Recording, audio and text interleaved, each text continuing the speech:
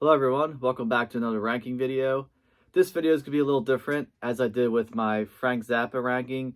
I'm just going to be ranking 10 albums because this band has such a vast discography and I don't own everything.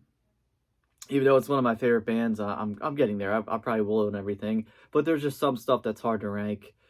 And this band is Deep Purple.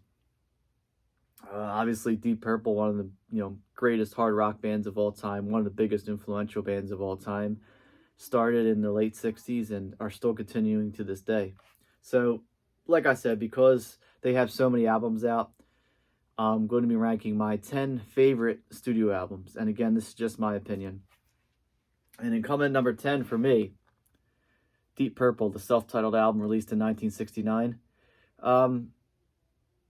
Decent album. You definitely hear the change. Richie is definitely getting heavier, more wah-wah guitar on this, more soloing. A decent album. Obviously, it wouldn't be as good as Mark II. This is featuring Mark I, the last album to feature Rod Evans on lead vocals. And the album that came after this would definitely cement Deep Purple's legacy and the classic lineup of the Mark II. Coming number 9. This is from 1993. The Battle Rages On.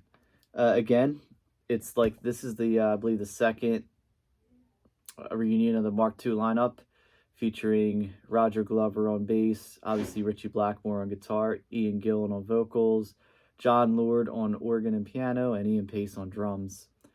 Really heavy album. Richie Blackmore hates it. This is the last album that Richie Blackmore would ever perform on with Deep Purple. There was a live album that came after this, but this is the last studio album. Battle Rages On, which opens it, is great. Time to Kill is amazing. Nasty Piece of Work, Solitaire, and the ending song, One Man's Meat. Really good album. Again, I don't think this gets enough credit, mostly because the band themselves don't even like the album, especially Richie Blackmore. But I love it. I think it's really good. Really heavy stuff, especially for 1993, for a band that's, almost 30 years into their career to release that. It's pretty, that's saying something. Hey, coming number 8. Who Do We Think We Are? Last album to feature Roger Glover and Ian Gillan before the first reunion of Mark II. Obviously, it features the huge hit, Women from Tokyo. It's got the bluesy stuff on there. Mary Long is great. Rap That Blue, not genius at all on the lyrics, but amazing song. I love it. It's great. This is the remastered edition. There's some bonus tracks on there, but just, too many. Like a 99 remix of Woman from Tokyo. A Woman from Tokyo with another bridge. I don't need all that. 2 more versions of Rap That Blue. But, yeah, this is the last album that feature, like I said, Ian Gillan and Roger Glover. But they would reunite eventually. And, I don't know, there was, Deep Purple were a huge band at the time. And there was some infighting, especially between Ian and Richie Blackmore. And they didn't get along. And this album wasn't as strong as the ones that would come before this, the classic albums before this. But overall, still a decent album. All right, coming in at number 7. Stormbringer. This is the last album to feature Richie Blackmore, until he would come back 10 years later. It's a bluesy album. Instead of being such hard rock, it's more of a R&B soul sound to it, I'd say. Mainly because of Glenn Hughes on vocals and bass. Again, this features David Coverdale on lead vocals, but Glenn Hughes, one of my favorite bass players of all time and such a great singer. He does a lot of lead vocals in this also. The title track is really heavy that opens it. Love Don't Mean a Thing's decent. Lady Double Dealer is a great song. Highball Shooter's great, The Gypsy, and Soldier of Fortune, which ends it.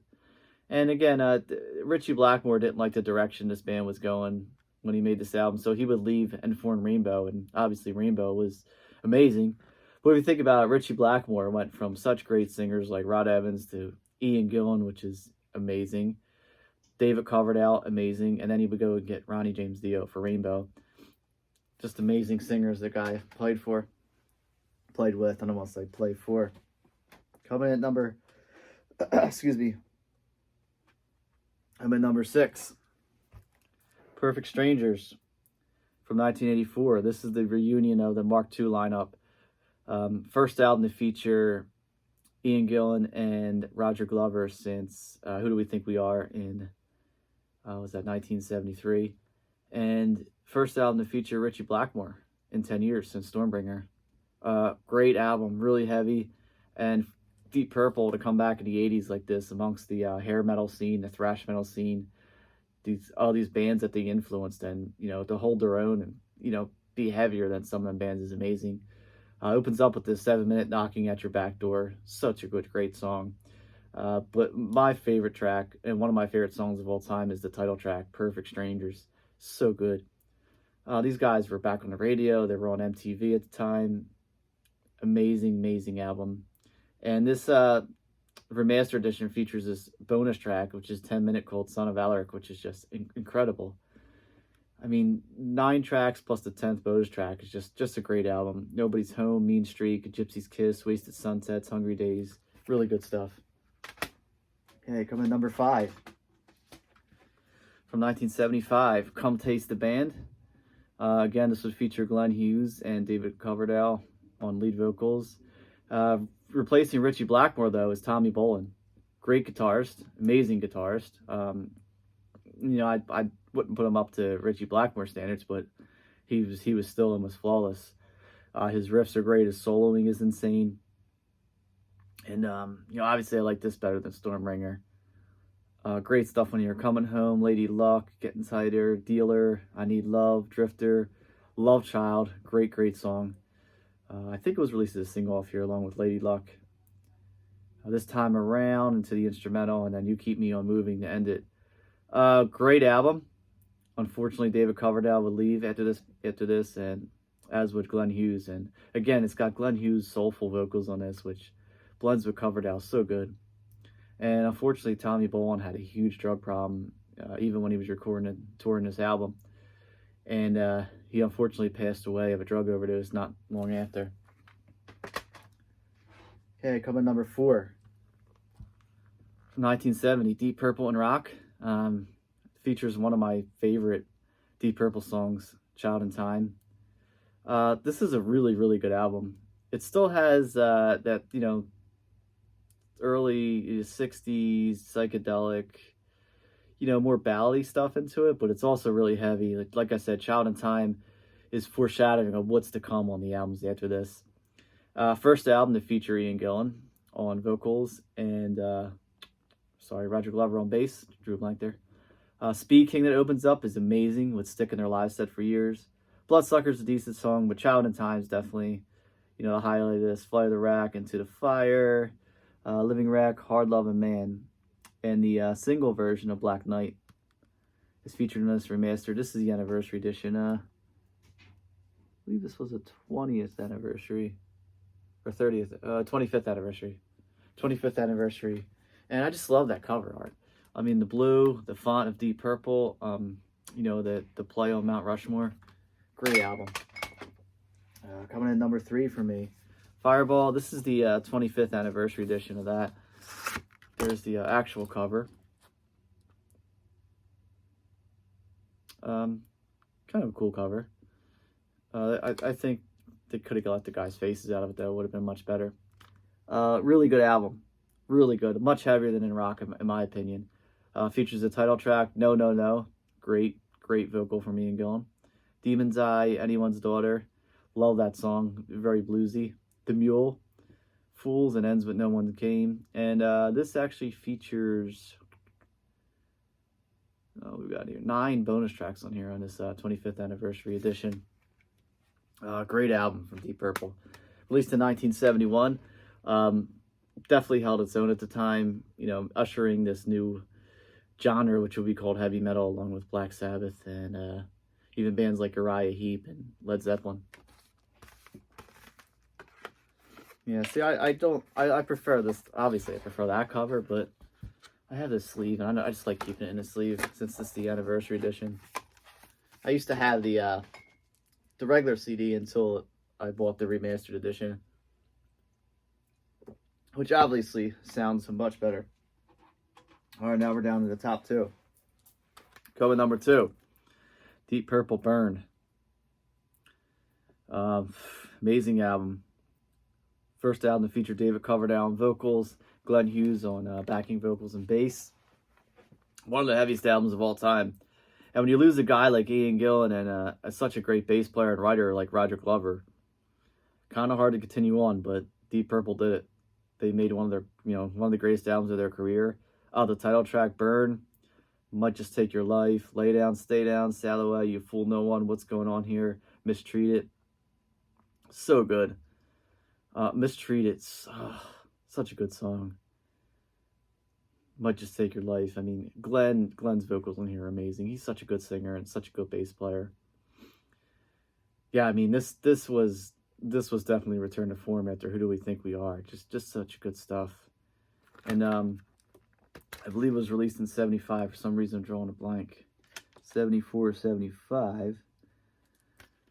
I'm pretty sure this was 75.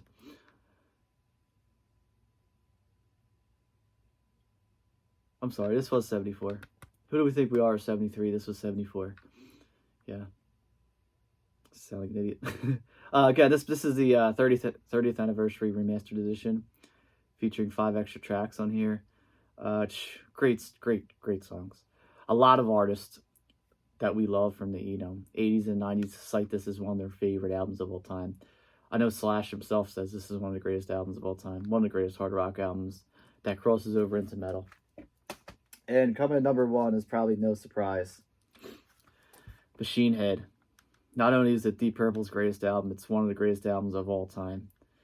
I mean, this is the album that put Deep Purple on the map. They had some radio play with Hush, but that was the Rod Evans era. Kentucky Woman had some radio play. Child in Time was a little too long for radio back in 1970. But this is just amazing. I mean, ahead of its time. Even when I throw it on now, I'm like, how did this come out in 1972? So good. Opens up at Highway Star. It's so heavy. I mean, that bass lick into the organ and the guitar combo, so good. Maybe I'm a Leo, great song. Pictures of Home, Never Before, Smoke on the Water, obviously their biggest song and one of the biggest rock songs of all time. It's a song we all know how to play on guitar. Lazy, clocking us a little over 7 minutes. Not an instrumental song. Ian Gillan's vocals are on it, but it's more instruments than singing, and just a jam. And ends with Space Truckin'.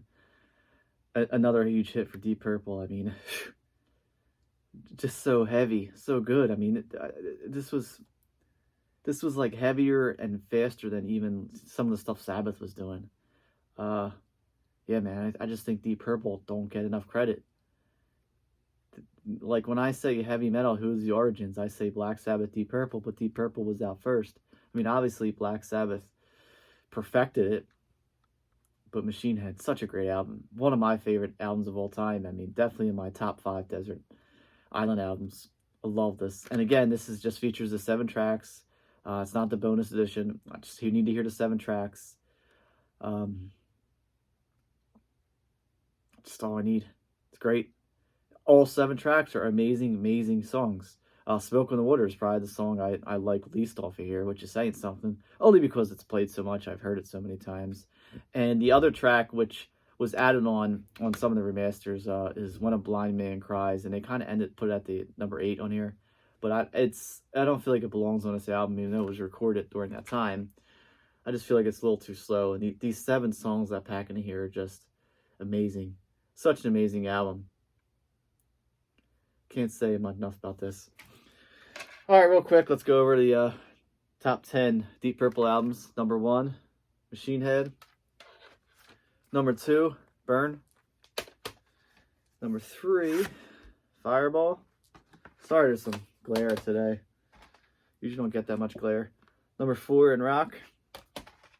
Number 5, Come Taste the Band. Number 6, Perfect Strangers. Number 7, Stormbringer. Number 8, Who Do We Think We Are? Number 9, The Battle Rages On. And number 10, the self-titled album from 1969. All right, everybody, thanks for watching. Like I said, Deep Purple has such a huge discography, and I don't own every Deep Purple album. Although I would like to get there someday. I like, when I do these ranking videos, I like to show the actual album that I own.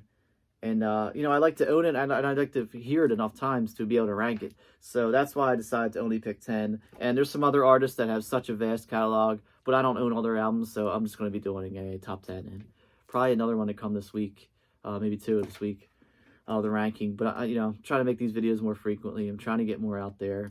I love doing the live one I did yesterday, ranking the live albums. But I kind of want to break some stuff down to genres and do more, you know, rankings and stuff like that.